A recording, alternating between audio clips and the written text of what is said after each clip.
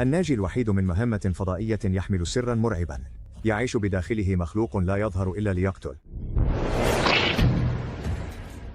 الاتحاد السوفيتي 1938 تعود المركبة الفضائية أوربيتا 4 إلى الأرض. يحلم رائد الفضاء فيشنياكوف وأوفتشارينكو اللذان استقبلا كأبطال بالعودة لحياتهما الطبيعية، لكن أثناء إتمام رحلتهما تطرأ حالة طارئة تقطع اتصالهما بمركز التحكم في المهمة. في الوقت نفسه يلاحظان شيئا يتشبث بسفينتهما، كائن حي غريب. في المساء التالي تهبط أوربيتا 4 اضطراريا في سهوب كازاخستان. يقترب شاهد من الحطام ويجد طيارا مغطى بالدماء ورأسه مهشم، وزميله في الطاقم يمر بتجربة مرعبة. بعد أيام في موسكو يعقد مجلس تأديبي لتحديد مصير عالمة الأعصاب تاتيانا، معروفة بأساليبها غير التقليدية والتجريبية. كادت أن تقتل مراهقا أثناء إجراء طبي. تتناقش اللجنة حول ما إذا كان ينبغي فصلها من العمل أو إحالة القضية إلى النيابة، لكن تاتيانا ترفض الاعتراف بأي خطأ. يقترب منها العقيد سيميرادوف من جهاز المخابرات السوفيتية KGB ويعرض عليها صفقة. يخبرها أن رواد الفضاء في أوربيتا 4 عادوا، لكن فقدت إشارتهم قبل 24 ساعة من الهبوط. يشتبه في وقوع حادث، ومع ذلك الناجي الوحيد فيشنياكوف يعاني من فقدان الذاكرة. يعدها سيميرادوف بأنه سيجعل مشاكلها القانونية تختفي إذا وافقت على التعاون. توافق تاتيانا ويتم اصطحابها إلى قاعدة عسكرية سرية للغاية. عند وصولها يتم إطلاعها على الوضع ودورها في المهمة، وبعد فترة وجيزة تلاحظ الطبيب الرئيسي ريغل وهو يحاول تنويم فيشنياكوف مغناطيسيا، لكن رائد الفضاء يظهر مقاومة. مصممة على تقييمه بنفسها تجري تاتيانا تجارب دقيقة وغير ملحوظة. تستنتج أن فيشنياكوف ليس مجنونا، لكنه يظهر علامات قلق شديد وضعف في الحواس، ويتضح ذلك عندما يمسك كوبا ساخنا جدا دون أن يتفاعل مع الحرارة. ونظرا للظروف الشبيهة بالسجن في القاعدة تعتبر ذلك استجابة طبيعية، وتقرر العودة إلى موسكو. يوافق سيميرادوف، لكنه يطلب منها البقاء لليلة واحدة، مشيرا إلى عدم توفر وسائل نقل. في تلك الليلة تستحم تاتيانا وتتناول مهدئا، لكنها تظل مضطربة. وبينما تعجز عن النوم تخرج للجري ليلا حول القاعدة. فجأة تصادف سجينا يعترض طريقها بسلوك عدواني مما يرعبها. يتدخل سجين آخر ويحثها على العودة إلى غرفتها قبل أن يحدث لها شيء. وبمجرد عودتها إلى غرفتها تتلقى زيارة غير متوقعة من سيميرادوف الذي يدعوها لمراقبة فيشنياكوف في منتصف الليل. وقبل أن يبدأ يسألها متى تناولت طعامها آخر مرة، وهو يعلم جيدا أن ما ستشاهده قد يصيبها بالغثيان. يراقب العقيد الوقت عن كثب ويأمر بعزل فيشنياكوف تماما، ولضمان ذلك يقوم الأمن بإغلاق مكانه بزجاج مقوى، ويتم إقفال الباب بمسامير فولاذية ثقيلة. تاتيانا لا تفهم ما الذي يحدث. المراقبة الليلية تختلف تماما عن مراقبة النهار. الغرفة مليئة بجنود مسلحين بالكامل، وكأنهم يتوقعون حدوث أمر رهيب. وبعد دقائق تدرك تاتيانا أن احتياطاتهم مبررة. يبدأ شيء غريب في الحدوث لرائد الفضاء. جسده ينتفض بعنف قبل أن ينهار على الأرض.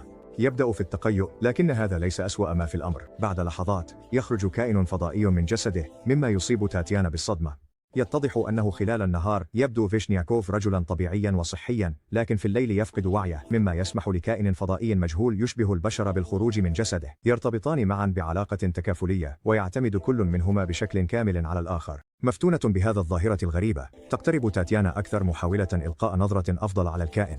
الكائن الفضائي الغامض الذي يمتلك عدة مجموعات من العيون يتفاعل بعدوانية مع وجودها. يصطدم الكائن بالزجاج المقوى بقوة، وتدرك أن الحاجز هو على الأرجح الشيء الوحيد الذي يبقيها على قيد الحياة. في حالة صدمة تتراجع إلى الخلف تكافح لاستيعاب ما شاهدته وما يجب أن تفعله بعد ذلك. يتبعها العقيد سيميرادوف ويكشف لها المزيد من التفاصيل حول الكائن المتعايش. يشرح لها أن فيشنياكوف غير مدرك تماما لوجود الكائن الفضائي داخله لأنه لا يؤذيه. يقدم لها العقيد خيارا: يمكنها أن توقع اتفاقية عدم إفشاء وتعود إلى موسكو، أو أن تبقى وتعمل على إيجاد طريقة لفصل رائد الفضاء عن ضيفه الفضائي. ويذكر أيضا أن رائد الفضاء الثاني توفي بشكل بطولي، لكنه لا يقدم أي تفاصيل عن كيفية حدوث ذلك. وفي النهاية توافق تاتيانا على مواصلة عملها، لكنها تطالب بالحصول على وصول كامل إلى جميع الوثائق والمعلومات المتعلقة بحالة فيشنياكوف قبل لقائهما. تكتشف أنه بعد هبوطه تم وضعه في عيادة إعادة تأهيل. وفي تلك الليلة نفسها ظهر الكائن المتعايش لأول مرة وقتل طبيبا بوحشية. ولأسباب أمنية تم نقل فيشنياكوف بعد ذلك إلى قاعدة عسكرية سرية، لكن لم يتم العثور على أي طريقة لفصله عن الكائن. تعرف تاتيانا بنهجها المبتكر، ويعتقد العقيد أنها قد تكون قادرة على تحقيق اختراق من أجل التقدم العلمي.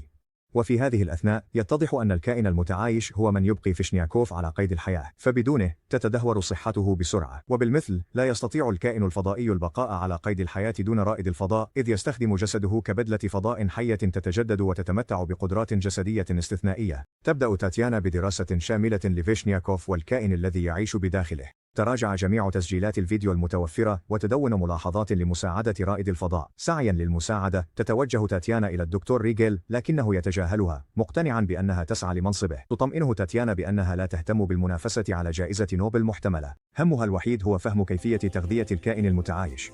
يرد ريغل بشكل مراوغ بأن الكائن الفضائي يأكل كل ما يأكله رائد الفضاء، لكن تاتيانا تظل متشككة. في الوقت نفسه تقرر تاتيانا تلبية طلب فيشنياكوف بالاتصال بوالدته وتتبع ابنه الذي تم وضعه في دار للأيتام. خلال لقائهما التالي تتعمد تاتيانا استفزاز فيشنياكوف، تدعي أنه مجنون وأنه قتل الطيار الثاني، لذا هو محتجز بقاعدة عسكرية. تخبره أنه لا يمكنه العودة لحياته أو العيش بين الناس لأنه يشكل تهديدا لهم. وللمزيد من الضغط تصفه بأب فظيع، لأنه تخلى عن طفل ولد قبل مهمته الفضائية، ملمحة إلى أنه فعل ذلك لحماية مسيرته المهنية، بل وتسخر حتى من لقبه كبطل الاتحاد السوفيتي، وتقلل من شأن السفر إلى الفضاء وتعتبره أمرا عاديا وليس بطوليا حقا. كلماتها تثير غضب فيشنياكوف وتدفعه إلى موجة من الغضب والعدوانية، لكن هذا بالضبط ما كانت تاتيانا تريده، فهي تنوي تحليل استجابته الهرمونية للتوتر لتحديد ما الذي يتغذى عليه الكائن المتعايش. ريغل يعارض بشدة هذه الأساليب، لكن تاتيانا والنواة يتجاهلان احتجاجاته. العلم والتقدم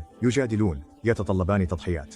كما تصر تاتيانا على أن يتم إطلاق سراح فيشنياكوف من زنزانته المحروسة ووضعه في ظروف أكثر إنسانية، وتؤكد أنه خلال النهار لا يشكل أي تهديد ويجب السماح له بالتفاعل مع الطاقم خارج الحاجز الزجاجي، وتعتقد أن ذلك سيمكن من المزيد من المراقبة والدراسة.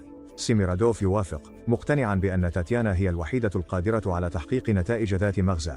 يمنح فيشنياكوف غرفة حيث يعثر على تلفاز قديم، وبينما يعبث بالجهاز القديم يتمكن من مشاهدة الأخبار. ولدهشته يذكر البث أن المهمة اعتبرت ناجحة رسميا، وأن كلا الطيارين عادا بسلام.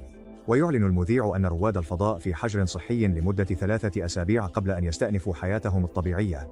فجأة يشعر فيشنياكوف بإحساس غريب بالارتباك بينما يبدأ في استيعاب حقيقة واقعه الحالي بالكامل. وبعد وقت قصير تزور تاتيانا فيشنياكوف وتعتذر عن التوتر الذي سببته له، موضحة دوافعها. ومع ذلك ترفض أن تكشف له الغرض الحقيقي من احتجازه، لكنها تعد بأن تفعل كل ما في وسعها لمساعدته. وفي رده يعترف فيشنياكوف بأنه لم يكن يعلم بوجود ابنه من قبل، لكنه الآن بعدما عرف يتعهد بإعادته من دار الأيتام. في الليل تحاول تاتيانا إقامة اتصال مع الكائن المتعايش وتعود إلى الزجاج المدرع. تجذب انتباهه وتقوم بعدة حركات، ولاحظت أنه يقلد حركاتها. ريغل الذي يراقب من بعيد يواصل تشتيت انتباهها باستمرار، مما يثير غضب تاتيانا بشدة. في لحظة ما تطلب منه أن يتوقف عن التدخل في التجربة، وتقوم عن غير قصد بإسقاط لعبة الرولي بولي. يتفاعل الكائن المتعايش مع اللعبة، وتلاحظ تاتيانا ذلك. وبعد أن قررت اتخاذ خطوة جريئة تطلب فتح الزجاج المدرع حتى تتمكن من التواصل مع الكائن عن قرب. يقوم الفريق بتجهيزها ببدلة فضاء ويتراجع إلى مسافة آمنة. تدخل تاتيانا الغرفة وتقدم اللعبة للكائن المتعايش، لكنها تتعثر في لحظة ما مما يستفز الكائن. يهاجمها الكائن ويصيب ساقها، ثم يحاول منعها من مغادرة الغرفة. يتصرف العقيد بسرعة حيال الموقف ويفعل كل ما بوسعه لإنقاذ تاتيانا، وبعد ذلك مباشرة يتجه إلى الغرفة ليواجه الكائن المتعايش بشكل مباشر. وبعد قليل يزور العقيد تاتيانا ليطمئن عليها. تستنتج الطبيبة أن الكائن المتعايش وفيشنكوف يشتركان في نفس الذاكرة والوعي. علاوة على ذلك يزداد الوقت الذي يقضيه الكائن المتعايش خارج جسد رائد الفضاء كل ليلة بعدة دقائق. ولا تستبعد احتمال أن يتمكن الكائن قريبا من البقاء على قيد الحياة دون مضيف، لكنها غير متأكدة من العواقب. يحثها سيميرادوف على عدم التركيز على ذلك، وأن تفعل كل ما بوسعها لمساعدة رائد الفضاء. كل يوم يرسل تقارير كاذبة فقط لضمان عدم إعدام فيشنكوف باعتباره تهديدا محتملا. ومن وجهة نظر العقيد لا يمكن للعلم والطب تحقيق اختراقات إلا من خلال التجارب الجريئة، لذلك لا يمكنهم التوقف الآن. وأثناء مواصلة مراجعة التسجيلات تلاحظ تاتيانا أن جزءا من الفيلم قد تم قطعه عمدا. تدرك أن حالة فيشنكوف تسوء في المساء، لكنه يتحسن مجددا في الصباح، مما يعني أن كل منه ومن الكائن المتعايش يتغذيان على شيء ما. يحاول ريغل التستر على ذلك بإلقاء اللوم على أعطال تقنية وأخطاء في البحث، لكن تاتيانا تصر على أن يسمح لها بالوصول إلى جميع البيانات والمواد.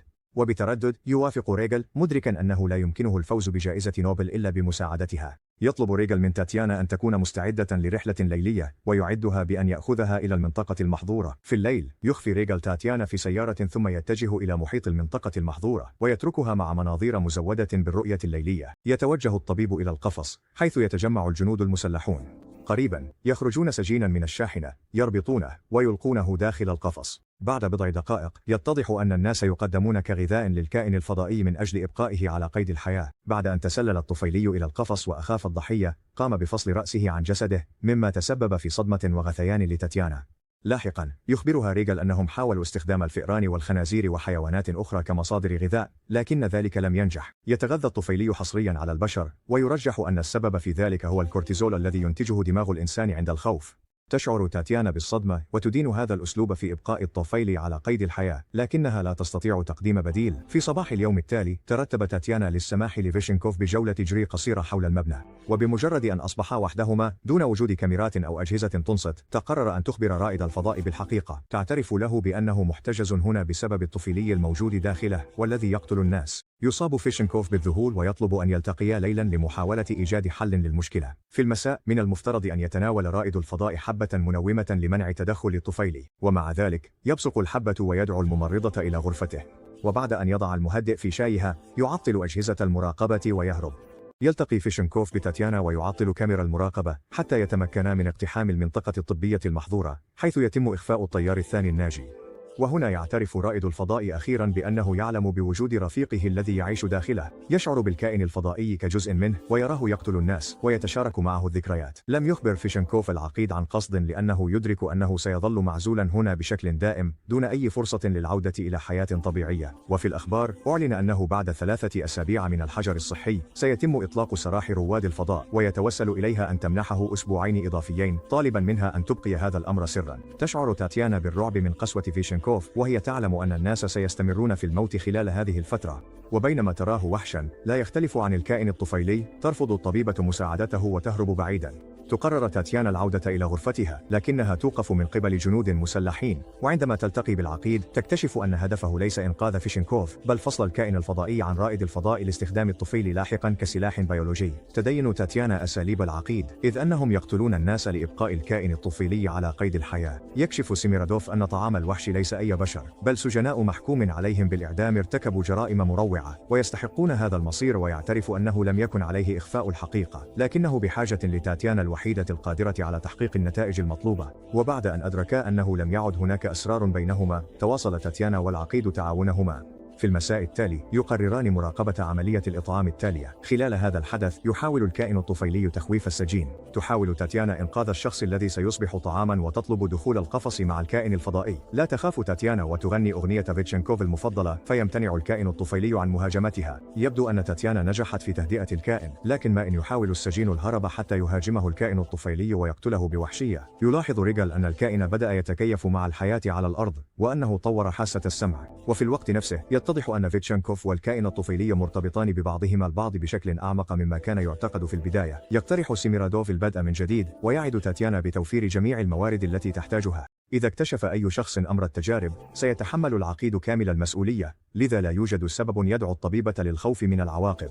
توافق تاتيانا لكنها تدرك أن أهدافهم مختلفة. هي تريد إنقاذ فيتشنكوف بينما يركز العقيد على جعل رائد الفضاء يتعلم السيطرة على الكائن الطفيلي وتحويله إلى سلاح. تجري تاتيانا سلسلة من الدراسات وتكتشف سبب اختيار الكائن الطفيلي لفيتشنكوف دونا عن رائد الفضاء الآخر. اتضح أن الطيار كان يعاني من خلل هرموني ناتج عن مرحلة مبكرة من السرطان مما أدى إلى توقف إنتاج الكورتيزول. هذا الاكتشاف يقود إلى استنتاج حاسم آخر: يمكن استخدام الخلل الهرموني لفصل المضيف عن رفيقه. تقترح تاتيانا الهروب المشترك مع ريغال فهما عالمان وليسا مجرمين أو قتلة. يتردد ريغال لكنه يوافق في النهاية على مساعدتها في تنفيذ الخطة. تهاجم تاتيانا أحد الجنود وتحقنه مما يجعله ينام، ثم تسرع إلى فيشنكوف وتخبره عن خطتها. تستطيع أن تحدث خللا هرمونيا مؤقتا يؤدي إلى رفض الكائن المتعايش للمضيف إذ لا يمكنه البقاء على قيد الحياة خارج جسده لأكثر من بضع ساعات. خلال هذه الفترة تحتاج إلى نقل فيشنكوف إلى أقرب مستشفى ليحصل على المساعدة. يرفض رائد الفضاء الخطة بشكل قاطع ويرفض المخاطرة بأي شيء. إنه يدرك أن الوحش يمكن أن يؤذي الناس ويخشى العواقب الرهيبة التي قد تترتب على أفعالهم. تاتيانا تحتضنه بقوة موضحة أنها تحبه وستفعل كل شيء لإنقاذه، وبثقته بها يوافق فيشنكوف على الهروب بينما يساعدهما ريغيل، لكنه يرفض الانضمام إليهما. للطبيب خططه الخاصة، فيترك الحبيبين ويسرع إلى مكتب العقيد حيث يقدم معلومات سرية إلى المسؤولين الكبار. يكتشف الجنود ريغيل ويطلقون الإنذار.